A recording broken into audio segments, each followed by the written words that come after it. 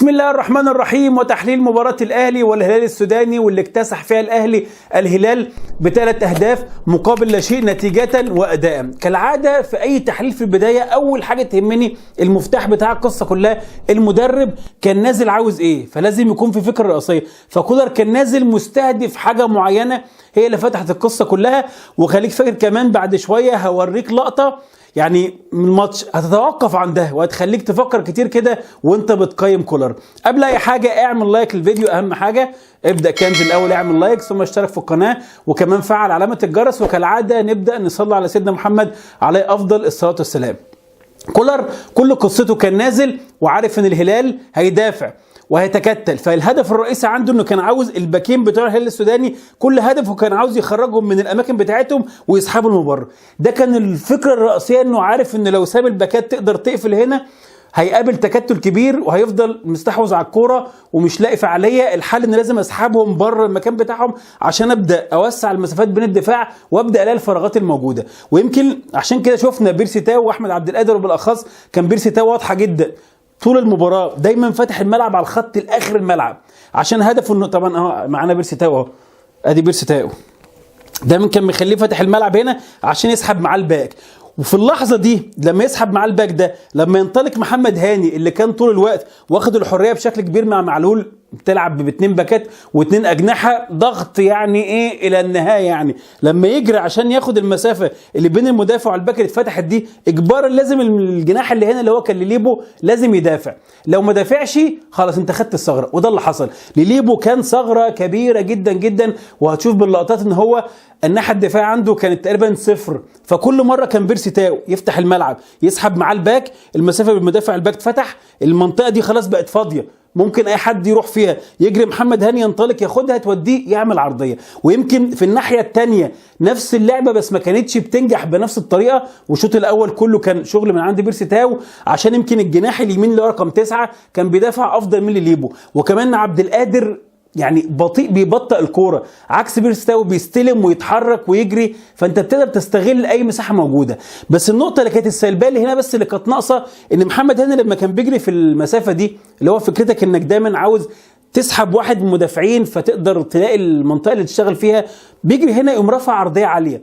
برضو زي ما قلنا الفترات الاخيره فكره الكرات العرضيه العاليه مش سلاح مميز في الاهلي. يمكن في كذا لقطه لعبد القادر وكهربا الكره مرفوعه عاليه بيستلموها بصدرهم ما بيلعبش بدماغه، فبالتالي لو كان مكان محمد هاني هنا مثلا حد زي معلول بيقدر يرفع العرضات اللي هي موجهه ارضيه لحد معين، كان ممكن تفرق كمان اكتر تخليك تستغل المنطقه دي بشكل اكتر. وكمان برضو من احد العابه دي اللي يمكن اللي جابت الاول فرصه للاهلي في الدقيقه 7 والهدف بتاع كهربا، ان لما تسحب الباك هنا موجود هنا حد من عمق الملعب اللي هو كان قفشه ومتحرك في المسافه دي اللي هو ياخد المسافه الفاضيه، لان كان طول الوقت في مسافه فاضيه هنا تقدر بعد كده تسحب حد من نص الملعب او ممكن تسحب المدافع ده، ودي اللي اثرت فعلا زي ما نشوف حتى في اللقطه بتاعه كهربا.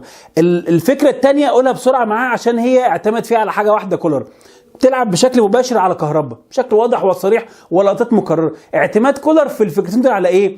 على سذاجه مدافعين الهلال، انه بيطلعوا من اماكنهم بمنتهى البساطه، بمنتهى البساطه اي طعم يتحط لهم بيجروا يتحركوا من مكانهم خارج التمركز مندفعين. فده انت اللي اعتمدت عليه في فكرتين طول الوقت. هتلاقي مفيش لقطه تقريبا فيها 4 مدافعين، كل لقطه انك بتسحب واحد، سحبت واحد فضيت مساحه بتلعب، وطول الوقت بتعملها اعتمادا على سذاجه المدافعين بتوع الهلال، واللي اعتقد نجح فيها كولر. يعني فكره ان انا عملت فكره ان انا افضي مساحه ورحت فيها، استغليت جزء وما استغلتش جزء، راجع لقدرات طبعا بعض اللاعبين. يمكن دايما كولر ما عندناش خلاف ابدا عليه هجوميا، هي النقطه بس فيما يتعلق بدفاعيا، ودي في نقطه هنجي لها كده. ادي عندك مثلا هتلاقي هنا بيرسي تاو، ادي الباك الشمال، يبدا بيرسي تاو واضح انه بيتحرك لبره عشان يسحب مع الراجل ده.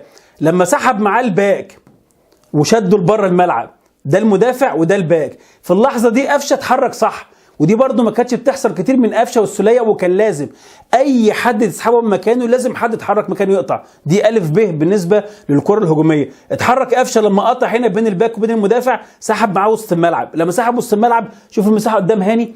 هي بص الكره مش كيمياء، هي الف ب، هتسحب واحد هاي واحد تاني هيغطي مكانه، واحد تالت يغطي مكانه، خلاص طالما انا بتحرك في نفس اللحظه بكذا لاعب هلاقي ثغره. فاتفتحت عند محمد هاني، دخل محمد هاني في العمق. دي يمكن من الحاجات اللي كولر بيعملها، انه بيدي الحريه لهاني لو الجناح فتح لبره ادخل انت العمق، وده انا بحبها قوي، بتعمل مرونه في فكره الكره الهجوميه. لما دخل في منطقه العمق رقابه الراجل ده وسط الملعب القفشه كانت ضعيفه، فاتلعبت له برده الكوره في المنطقه اللي بين بص ده الباك وده المدافع، للمنطقه اللي طول الوقت انت بتفتحها وتلعب فيها، والهلال مسهل عليك بمنتهى البساطه. لعبها القفشه، عملها عرضيه لعمرو السوليه، ودي كانت اول فرصه الاهلي في الدقيقه 7 اللي كان ممكن يسجل منها هدف. اللقطه حتى بتاعت كهربا، يمكن في كذا لقطه ثانيه فكره كهربا، بس انا جبت دي عشان هي ميكس بين الاثنين. ادي عندك عبد القادر، ده مين؟ اطهر الطاهر باك اليمين بمنتهى البساطه، بيتسحب عادي جدا، خارج بره تمركز، سحبته بره. هنا قفشه اتحرك صح، ودي من الحسنات القليله لقفشه في المباراه، انه كان كولر بيخليه من تحت، هو اللي بيتحرك من تحت كهربا عشان يسحب الناس الثانيه اللي معهمش الكوره زي اللقطه دي. لما اتحرك بين الباك وبين المدافع، خد المدافع معاه، سحبه، خرجه بره شويه، بعدوا عن كهربا، بس نفذت الفكره الثانيه، لعبت مباشره على كهربا، اللي انت شوف هتلاقي ان ايه، وسعت المسافه، 3 لعيبه بس فقط في عرض الملعب، وهتلاقي المسافات بينهم واسعه، انك سحبت بقفشه، اتلعبت لكهربا، قدر، ودي لسه هنتكلم عنها النقطه الثانيه بقى، خد الكوره وقدر يسجل هدف بشكل مهاري عالي جدا يعني، وحطها هدف صراحه عالمي يعني. ادي كمان لقطه بيرسي تاو دايما على الخط في اخر الملعب، سحب معاه الباك بمنتهى البساطه، هيتسحب معاه.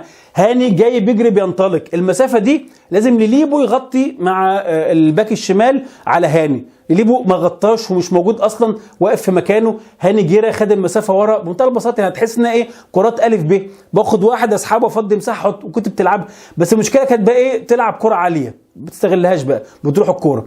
ادي كمان لقطه بيرسي تاو بدا يسحب معاه الباك الشمال، برضو محمد هاني وراح انطلق، ده ليليبو، محمد هاني في ظهره، لو جرى معاه كان قفل المنطقه دي، بس برضو دفاعيا صفر مش موجود، الباك اتسحب مع بيرسي تاو، المنطقه اللي بين الباك والمدافع الفاضيه، جرى محمد هاني خدها بنفس القصه، تحس انها مكرره، لعبه عرضيه، محدش بيستلم براسه، عبد القادر نزل استلم على صدره، نزلها على الارض، عمل حاجات ليس لها ادنى علاقه بكره القدم، وفقدوا الكره في الاخر. فدي كانت الفكره اللي طول الوقت بتشتغل بيها، واستغليت فيها سذاجه المدافعين بتوع الهلال السوداني. الفكره الثانيه الجزء منها واضح وصريح جدا، اللعب على كهربا بشكل مباشر، اتكررت كتير، انا بحط على كهربا اعتماد ان مدافعين الهلال عندهم برضو ايه، وده راينا من زمان في الهلال يعني، بس الحسابات ضخمت الدنيا شويه عند الهلال، المدافعين عندهم بعض القصور في فكره ايه، وهو بيشتت الكوره، الاخطاء الفرديه كتيره، فلما تلعب عليهم بشكل مباشر بيطلع اخطاء، وبالاخص لاعب زي كهربا كثير التحرك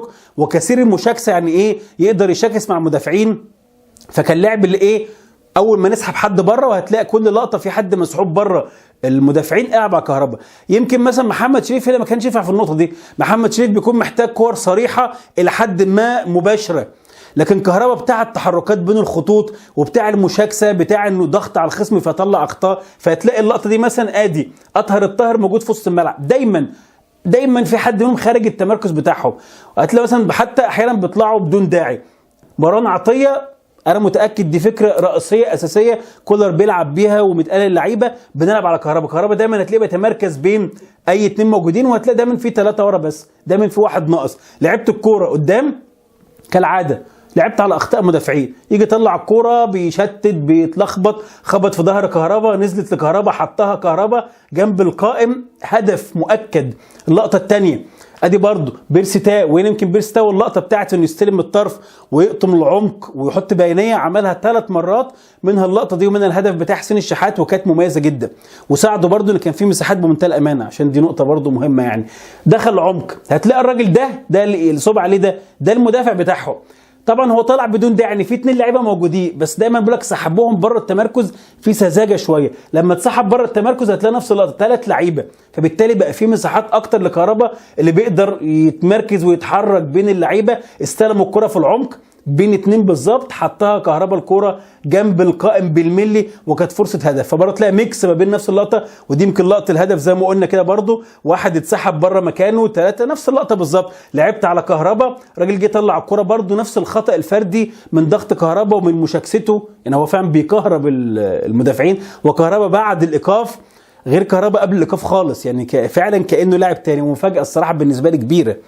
خد الكوره قدر يسجلها كهربا ويسجل هدف. طب ايه بقى اللي حصل الشوط الثاني؟ اللي حصل الشوط الثاني بمنتهى البساطه ان الهلال بدا يضغط ويهاجم، في نفس الوقت الاهلي ما زال محتفظ بفكره ان هو بيضغط من قدام بكثافه كبيره، فبدات تظهر المشاكل والمساحات اللي ورا الضغط بتاعك بشكل مقلق الماتشات الجايه، اللي هو بما معناه ايه؟ ان ما زلت المشكله اللي بقالها فتره فيها الاهلي ان بيضغط ضغط عالي، ففي المرتدات في مشاكل كتيره ما زالت لسه موجوده، وانا ممكن قدام فرقه تانية اقوى لو كملت بنفس الطريقه تلاقي عندك نفس المعاناه اللي خسرتك ماتشات ودخلتك في دوامه كبيره. بس يمكن الشوط الاولاني الهلال ما كانش بيهاجم، فكنت بتضغط لقدام ب7 8 لعيبه براحتك، بس بدات تهاجم، بس بقت تظهر دي انذار. يعني كولر انا تاني بحب المدرب الهجومي معجب جدا جدا جدا، بس في حته عقل لازم تكون صغيره كده، فده كان انذار. ادي مثلا عندك في اللقطه دي 1 2 3 4 5 6 بتضغط ب6 لعيبه، اللي هو الاربعه الهجوم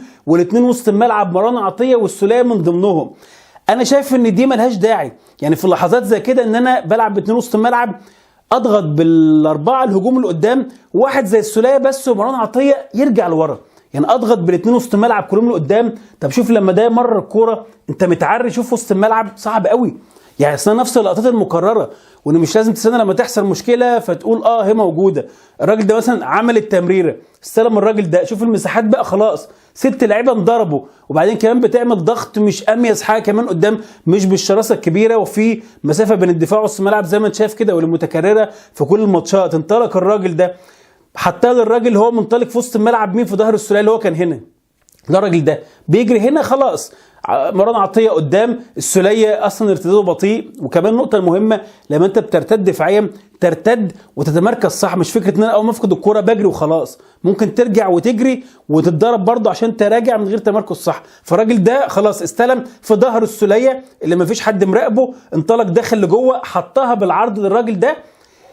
اللقطة دي لقطة هدف الهلال وخروج الاهلي من البطولة بسبب نفس النقطة اللي كنا هنعيدها بقى صن داونز ومش عارف وفلامينجو وايه ان انا ضغط من قدام اوفر زيادة شوية. كمان لقطة بعدها برضو شبه معبرة، ادي برضو 1 2 3 4 5 6 لعيبة، 4 الهجوم و2 وسط الملعب برضو، شوف الفجوة اللي وراها.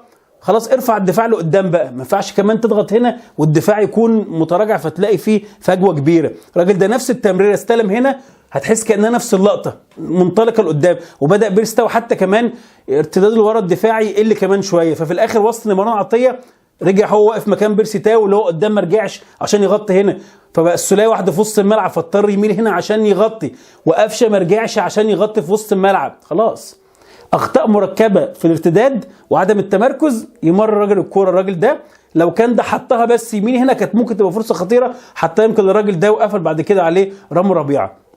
دي رساله ان ايه ما زالت المشكله موجوده، وان ممكن قدام ماتش فرقه تانية نتكلم بقى عن قصه الضغط بزياده، والقصه يعني ايه بلاش تقطع بطاقتك قوي يا مستر كولر بهدوء شويه.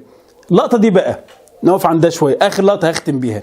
اللقطه دي 1 2 3 4 5 7 لعيبه من الاهلي ضاغطين من قدام في الدقيقه 80. اللقطه دي لو اتقطعت من الاهلي وارتدت هجمه مرتده وراح الهلال سجل هدف، مش هتطلع تقول دي نفس اللي حصل قدام صن داونز، شوف كولر انت 2-0 والدقيقه 80 ما تقفل شويه ضيعتنا ومش عارف ايه. طب بالك ان اللقطه دي اللي حطها مروان عطيه لحسين الشحات وسجل منها هدف، عشان تعرف ان كره القدم بلا كتالوج. ده بس ايه عشان فكره ايه تغيير التقييم المدربين او كولر حسب نتيجه الماتش شويه. كره القدم مالهاش كتالوج، ما فيهاش صح مطلق قوي. نفس اللقطه اللي دلوقتي بقت سبب في الهدف الثالث وخلصت الماتش كانت ممكن تبقى نفس اللقطه سبب في ان الاهلي يخرج من البطوله. ده بس الغرض ان ايه طالما انت قبلت انك هتغامر اقبل مغامره كامله بكل عواقبها، ان المغامره زي ما انا بتديني فرصه اعلى ان انا ممكن اسجل، اديني برضو فرصه اعلى ان انا ممكن يدخل في هدف. دي كانت لقطه بس ايه عشان ممكن في ماتش تاني نفس اللقطه تتكرر هتلاقي الكلام بقى مختلف، فانا جبت عشان بس اوضح التمام بالاثنين. وان كان انا وجهه نظر انا دي برضو افوره شويه، انا برضو وقتها كنت بلعب ب3 حمدي فتحي ومروان عطيه وعمرو السوليه، برضو مفيش داعي ان انا اخرج بال3 كلهم مره واحده والدقيقه 80 واضغط ب7 لعيبه، كان ممكن برضو اهدي شويه كده. فدي برضو كلها رسائل ان ايه رفقا بالهجوم يا عم كولر، بلاش تقطع بطاقتك قوي للاخر شويه. يعني ده ختام التحليل. في الاخر سؤال الحلقه، وجهة نظري بعد فوز الاهلي على الهلال واداء الاهلي، تتوقع الاهلي ممكن يوصل لفين في هذه البطولة؟ والله اعلى واعلم. اعمل لايك للفيديو واشترك في القناة، وقبل اي حاجة خليها دايما في الشبكة.